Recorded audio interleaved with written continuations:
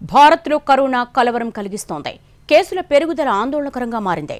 Virus బారిన పడి జనం మృత్యువాత పడుతున్నారు. కోవిడ్పై అప్రమత్తంగా లేకపోతే మరో ముప్పు తప్పదని హెచ్చరిస్తున్నారు వైద్యులు.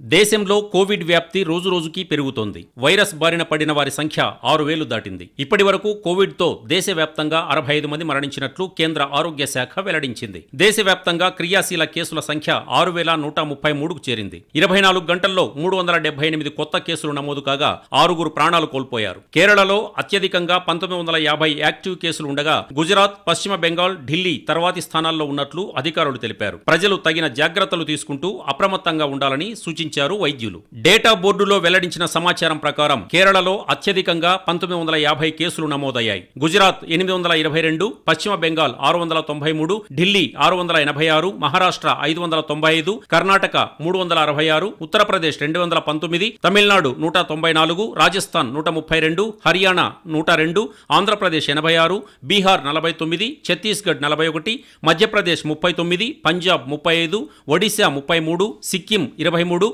పుదుచ్చేరి 15, తెలంగాణ 10, జమ్మూ కాశ్మీర్, గోవా, ఉత్తరాఖండ్లలో ఒక్కో రాష్ట్రంలో 9 చొప్పున కేసులు, అసోం 6, జార్ఖండ్ 4, హిమాచల్ ప్రదేశ్ 3, చండీగఢ్ 2, త్రిపురలో 1 వైరస్ బారిన పడినట్లు తెలుస్తోంది. అరుణాచల్ ప్రదేశ్, మిజోరంలలో ఎటువంటి కేసులు నమోదు కాలేదు.